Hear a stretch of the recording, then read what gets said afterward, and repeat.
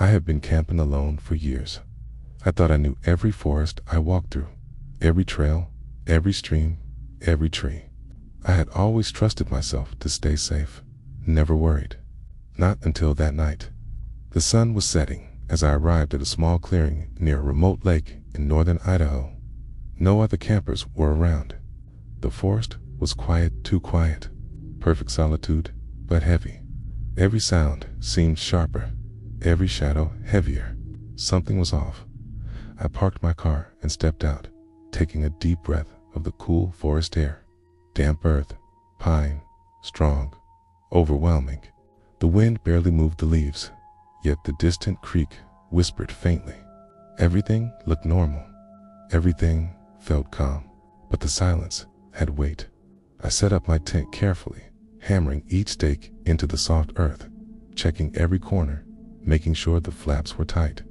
The forest seemed welcoming, yet a small voice whispered, "Something's wrong."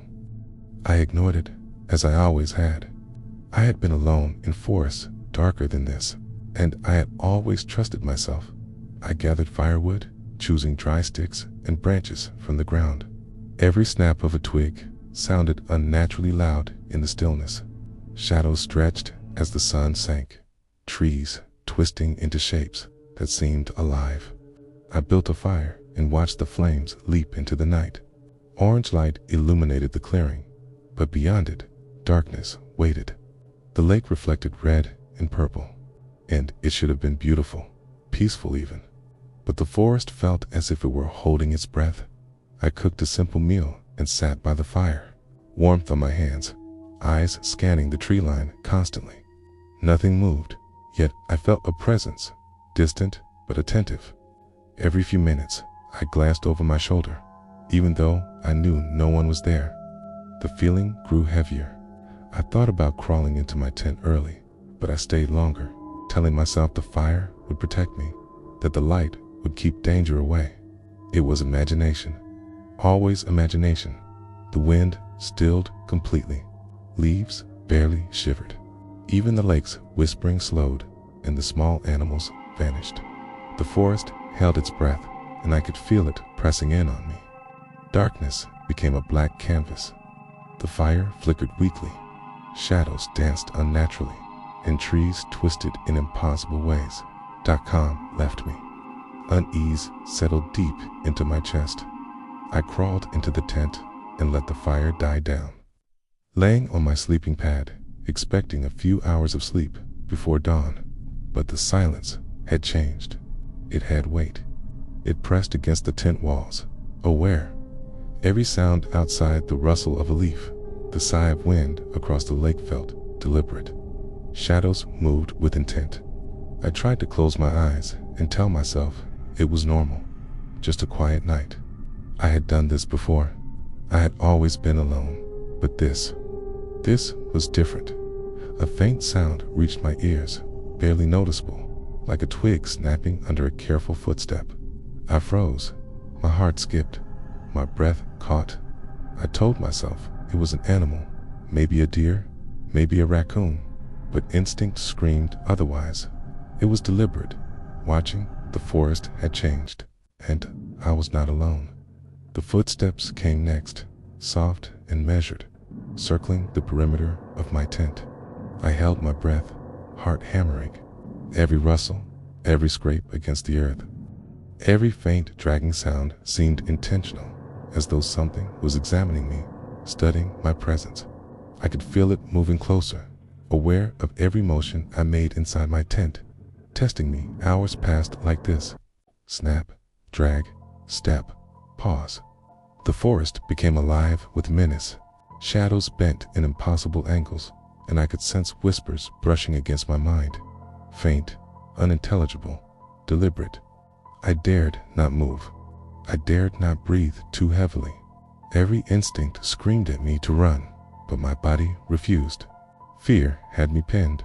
When the first pale light of dawn finally brushed the treetops, I opened my eyes slowly.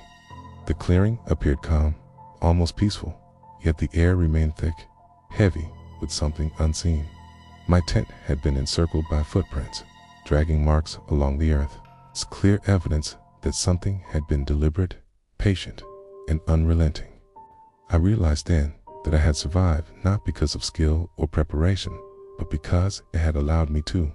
The forest had marked me, studied me, and waited for me to leave, and it would wait for the next person too. I moved slowly through the clearing, each step deliberate, my eyes scanning every shadow, every tree. The footprints circled my tent, dragging marks etched into the soft earth. Evidence of something patient, calculating, waiting. I could still feel its presence lingering, a weight pressing through the forest even as the first rays of sunlight touched the treetops. The air was colder, sharper, carrying the faint scent of damp earth and decay. Every instinct screamed at me to hurry, but fear had slowed me, kept me alert, kept me alive. My car was just beyond the edge of the clearing, parked where I had left it. Each step toward it felt like an eternity. The forest watching, testing, ensuring I understood the rules. I did not look back, though I could feel it patient, deliberate, lingering behind me. The sunlight was growing, scattering shadows, but the memory of the night's darkness pressed in my mind like a second skin. I reached the car and fumbled with the keys, hands trembling, heart hammering. Every sound, the slight crunch of gravel underfoot, the rustle of leaves, felt magnified, deliberate. Once inside, I locked the doors and started the engine.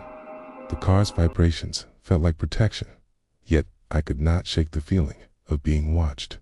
The forest receded behind me, but the sensation remained, a constant weight in the air, a whisper at the edge of my mind.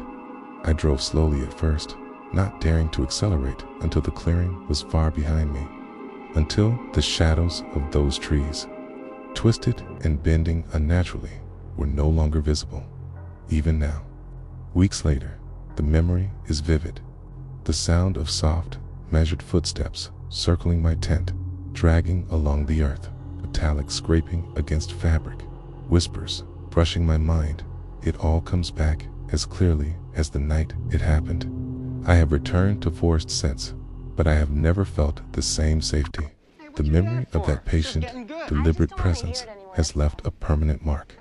Every shadow, every rustle of leaves, every faint sound carries with it the echo of that night. I do not know what it was. Human, something else. I only know it was aware. It had been waiting for me the moment I arrived. It had studied me, tested me, and allowed me to leave not out of mercy, but because it had completed its observation. I survived, but I am not the same. The forest is no longer neutral territory. It is a predator, patient, deliberate, and alive in ways I cannot understand. Driving away, I could feel the forest watching, not with eyes, not with movement, but with presence. A weight in the air, a pressure on my chest, a knowing that I had been seen, studied, marked. The clearing, the lake, the twisted shadows of the trees, all of it remained etched into my mind. I will never forget the sounds, the rhythm of its circling, the cold, deliberate dragging, the whispers at the edge of my consciousness.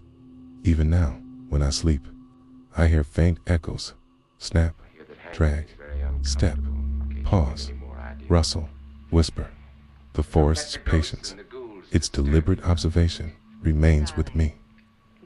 I survived the night, but it left its mark in unshakable awareness that somewhere, out there, the forest waits, patient, deliberate, alive, ready for the next person who dares to be alone.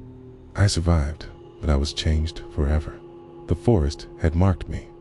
The night had tested me, and its deliberate, patient presence is still out there, somewhere, waiting for the next person to make the same mistake, being alone, unprepared and unaware of what truly inhabits the darkness of the woods.